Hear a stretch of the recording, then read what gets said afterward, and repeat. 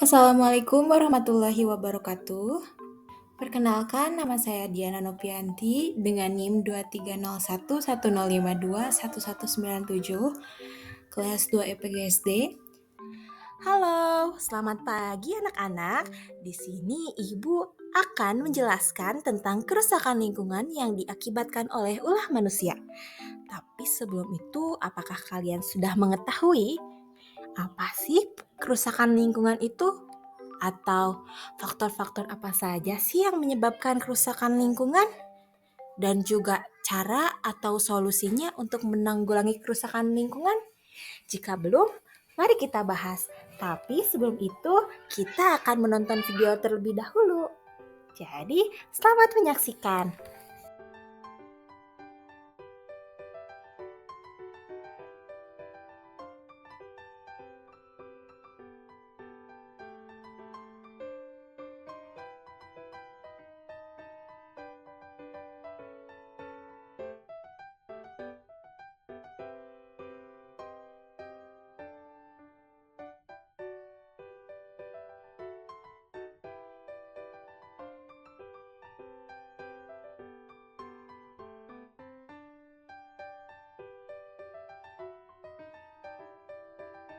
Baik anak-anak, kita tadi sudah menyimak video yang Ibu tampilkan.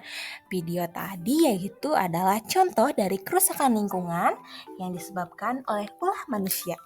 Jadi, kerusakan lingkungan itu apa sih? Menurut Undang-Undang Nomor 23 Tahun 1997, kerusakan lingkungan hidup adalah tindakan yang menimbulkan perubahan langsung atau tidak langsung terhadap sifat-sifat fisik atau hayati yang mengakibatkan lingkungan menjadi kurang atau tidak berfungsi lagi dalam menunjang pembangunan yang berkesinambungan. Selanjutnya adalah faktor-faktor yang menyebabkan kerusakan lingkungan. Apakah kalian mengetahui faktor-faktor apa saja sih yang menyebabkan kerusakan lingkungan? Jika tidak, akan Ibu jelaskan. Terdapat dua faktor yang menyebabkan kerusakan lingkungan. Faktor yang pertama, karena kerusakan faktor internal, dan yang kedua, kerusakan karena faktor eksternal. Faktor yang pertama adalah kerusakan karena faktor internal. Kerusakan karena faktor internal adalah kerusakan yang berasal dari dalam bumi atau alam itu sendiri. Kerusakan daya dukung alam karena faktor internal antara lain dapat terjadi karena yang pertama, karena letusan Gunung Merapi yang merusak lingkungan alam sekitarnya. Yang kedua, karena gempa bumi yang menyebabkan dislokasi atau pergeseran lapisan tanah.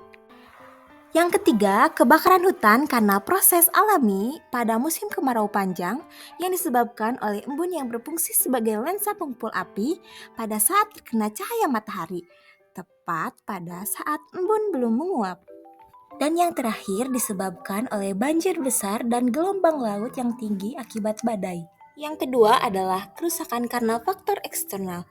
Kerusakan karena faktor eksternal adalah kerusakan yang diakibatkan oleh perbuatan manusia dalam rangka meningkatkan kualitas dan kenyamanan hidupnya. Kerusakan daya dukung alam karena faktor eksternal antara lain disebabkan oleh Yang pertama adalah pencemaran udara.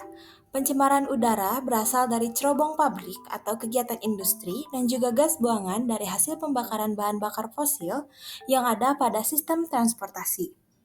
Yang kedua adalah pencemaran air yang berasal dari limbah buangan industri. Yang ketiga adalah pencemaran daratan atau tanah oleh kegiatan industri maupun penumpukan limbah padat atau barang bekas. Dan yang terakhir adalah penambangan untuk mengambil kekayaan alam atau mineral dari perut bumi. Selanjutnya adalah cara atau solusi untuk menanggulangi kerusakan lingkungan. Apakah anak-anak sudah tahu cara atau solusinya? Jika belum, mari kita bahas bersama-sama. Adapun cara atau solusi untuk menanggulangi kerusakan lingkungan, Yaitu yang pertama, keimanan dan ketakwaan. Keimanan merupakan fundament utama sebagai solusi atas kerusakan lingkungan. Karena dengan keimanan, hawa nafsu dapat dikendalikan. Tidak mungkin orang yang teguh imannya melakukan tindakan-tindakan merusak yang berimbas pada terjadinya kerusakan lingkungan. Yang kedua adalah sadar lingkungan. Kesadaran erat kaitannya dengan persepsi, emosi, dan pemikiran, sehingga dapat dikatakan bahwa kesadaran adalah kemampuan memahami dan memikirkan sesuatu. Kesadaran lingkungan bagi masyarakat ditunjukkan dengan adanya respon dan sikap serta pemikiran positif manusia terhadap lingkungan hidup. Dan yang terakhir adalah pengelolaan yang berkelanjutan. Kewajiban manusia terhadap alam adalah melakukan pemeliharaan terhadap alam untuk menjaga keberlangsungan kehidupan di alam. Untuk mempertahankan dan memenuhi hajat hidupnya, manusia diperkenankan oleh Tuhan untuk memanfaatkan segala sumber daya alam secara wajar, yaitu sesuai dengan kebutuhan dan bertanggung jawab.